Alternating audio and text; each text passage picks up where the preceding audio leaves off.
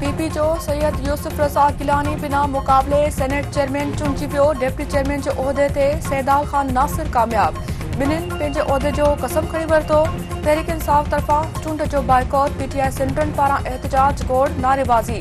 Senator Ali Zafar जो चवणु आहे त केपी जे सेनेटरनि जी चूंड खां सवाइ सेनेट चेयरमैन ऐं डिप्टी चेयरमैन जी चूंड गैर आइनी आहे। कानून वारे वज़ीर सेनेटर आज़म नज़ीर तारड़ चयो आहे त हाउस मुकमल आहे, आइन जी भञकड़ी न कई वई आहे। सेनेट चेयरमैन यूसुफ रज़ा गिलानी चयो आहे त पीपल्स पार्टी हमेशह नफ़रत जी सियासत खे रद्द कयो। सुप्रीम कोर्ट 40 सालनि खां पोइ शहीद ज़ुल्फ़िकार अली भुट्टो जे अदालती क़त्ल जो एतराफ़ कयो। सेनेट चेयरमैन जो उहिदो हिकु वॾी ज़िम्मेवारी आहे। हू समूरे ऐवान जे एतमाद ते पूरो लहण जी कोशिश कंदो।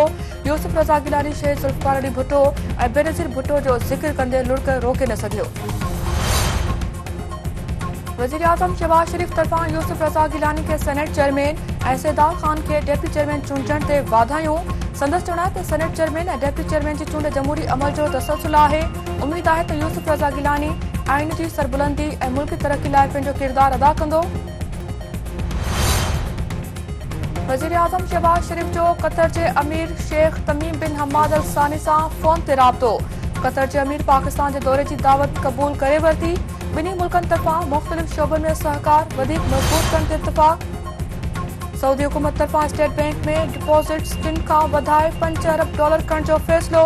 सऊदी अरब होल्डिंग कंपनी जे सीईओ मोहम्मद अल कहतानी जो चवणु आहे त सऊदी वली अहद ऐं वज़ीर आज़म शहबाज शरीफ़ जी मुलाक़ात में अहम मगभराई थी आहे। ॿिन्ही मुल्कनि $5 अरब जी सीड़पकारी मंसूबे ते अमल तेज़ करण ते इत्तिफ़ाक़ कयो आहे। वॉशिंगटन जे दौरे में IMF प्रोग्राम ते ॻाल्हियूं थींदियूं। वफ़ाक़ी सरकार सभु फ़ैसिला सूबनि जे मशवरे सां कंदी। महांगाई में घटिताई थींदी। हर फ़ैसिलो मुल्की पॉलिसी तहत थींदो। सऊदी हुकूमत सीड़पकारी जी सूरत में पाकिस्तान जी भरपूर मदद करण जो वाइदो कयो आहे। नाणे वारो वफ़ाक़ी वज़ीर मोहम्मद औरंगज़ेब। पाकिस्तान स्टॉक एक्सचेंज में तेज़ी जो सिलसिलो बरक़रार। कारोबार जी शुरूआत ते स्टॉक एक्सचेंज 70,000 जी हद पार करे नई तारीख़ लिखी छॾी। वज़ीर आज़म शहबाज शरीफ़ तरफ़ां मुल्क में तालीमी एमरजेंसी लागू करण जो ऐलान। संदसि चवणु आहे त ॿारनि में क्लाशनकोफ विराइण बदिरां लैपटॉप विराया विया आहिनि। ग़रीब ॿारनि खे तालीम ॾियण लाइ दानिश स्कूल क़ाइमु कया वेंदा। हुकूमत समूरा वसीला ग़रीब ॿारनि जी तालीम ते ख़र्च कंदी। मुल्क मुड़ुस ऐं मज़हब छॾे भारत वेंदड़ सीमा ते ॿिए मुड़ुस जो वेश्याणो तशद्दुद। सचिन तरफ़ां सीमा ते वेश्याणी तशद्दुद जी वीडियो सोशल मीडिया ते वायरल। वीडियो में सीमा चई रही आहे त अञा मथस केतिरो तशद्दुद कयो वेंदो। उहा हाणे पंहिंजे मुल्क वञणु चाहे थी। सिंध समेत सॼे मुल्क में ईद उल फितर मल्हाइण जूं तयारियूं। कराची, हैदराबाद, सखर, लाड़काने, मीरपुरख़ास ऐं नवाबशाह जे नंढनि वॾनि शहरनि जी बाज़ारुनि में ख़रीदारी। औरतुनि ऐं ॿारनि समेत शहरनि जी शॉपिंग। महांगाई सबबि ख़रीदार परेशान। रेलवे स्टेशननि ऐं मुसाफ़िर अॾनि ते बि शहरनि जी पीह बरक़रार। ट्रांसपोर्टर आख़िरी ॾियारे पंहिंजे मांगनि ॾांहुं वेंदड़ शहरनि खां इज़ाफ़ी भाड़ा उगाइण में मसरूफ़। मरकज़ी चंड ॾिसणी कमेटी जो इजलास थी रहियो आहे। आसमान साफ़ हुअण सबबि शवाल जो चंड नज़र अचण जा वाज़े इम्कान। सऊदी अरब में ईद उल फितर सुभाणे मल्हाई वेंदी।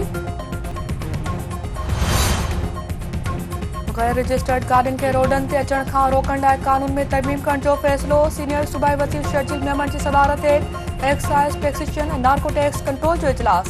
गैर रजिस्टर्ड गाॾियुनि ते कानून साज़ी ऐं मंशियात ते कंट्रोल जी कोशिशुनि समेत ॿियनि मामलनि ते ग़ौर। शर्जील मेमन जो चवणु आहे त गैर रजिस्टर्ड गाॾियुनि खे रोडनि ते अचण खां रोकण लाइ कानून में तरमीम कई वेंदी। मंशियात जो विकिरो रोकण लाइ क़दम यकीनी बणाया वञनि। अमरीकी परॾेही खाते जे तर्जुमान मैथ्यू मिलर चयो आहे त पाकिस्तान ऐं भारत छिक ताण खां पासो कनि। ॿिन्हिनि मुल्कनि खे ॻाल्हियुनि ज़रिए मसइलनि जो हल ॻोल्हणु घुरिजे। एंटोनी ब्लिंकन जी पाकिस्तान जे परॾेही वज़ीर सां जुमे ते ॻाल्हि ॿोल थी, जंहिं में मुख़्तलिफ़ मामलनि ते ॻाल्हि ॿोल कई वई। पाकिस्तानी शहरियुनि जे क़त्ल में भारत जे मुलविस हुजण वारनि रिपोर्ट जो जाइज़ो वठी रहिया आहिनि। फ़िलहाल को बि तबसरो नथो करे सघिजे। सिंध में गुलकारी ऐं अदाकारी जो टैलेंट साम्हूं आणण जे लाइ हर डिवीज़न में ऑडिशन वठण जो फ़ैसिलो। सियाहत ऐं सक़ाफ़त वारे सूबाई वज़ीर ज़ुल्फ़िकार शाह जी सदारत हेठि इजलास। गुलकारी ऐं अदाकारी जो शौक़ु रखंदड़नि खां ऑडिशन वरिता वेंदा। संदसि चवणु आहे त ईद खां पोइ हर डिवीज़न में गुलकारनि ऐं अदाकारनि खां ऑडिशन वरिता वेंदा। मशहूर गुलकार ऐं अदाकार सुठे टैलेंट जो फ़ैसिलो कंदा। कोट गुलाम मोहम्मद में ज़मीनी तकरार तां हिकु ॼणो क़तल हथियार बंदि नगूणे ASI न्याज़ हुसैन बुरगड़ी खे क़तल करे छॾियो। फिरोजपुर के कच्चे में तेघाणी बरादरी में संगावती तकरार था नौजवान अगवा हथियारबंद राशिद तेघाणी के अगवा करे विया वक्फे से फायरिंग सबब इलाके में छिकतान। बनियाकिल में हथियार बंदन था जख्मी कल भागियो जख्मन जा सूर नसन ते फोत नजाकत मीरानी अस्पताल में दमदनी हवाले कयो। कोटड़ी में पुलिस ज्यादतियुनि खिलाफ ॻोठाणनि जो एहतजाजी मुज़ाहिरो ऐं धरणो ॻोठाणनि जो चवणु आहे त पुलिस अंदनि ॿिनि नौजवाननि खे गुम करे छॾियो आहे। खोरवा ऐं भर पासे उड़ी जे मर्ज़ ते ज़ाब्तो न अची सघियो वधीक हिकु निंगरी फौत फौतुनि जो अंग वधी वियो।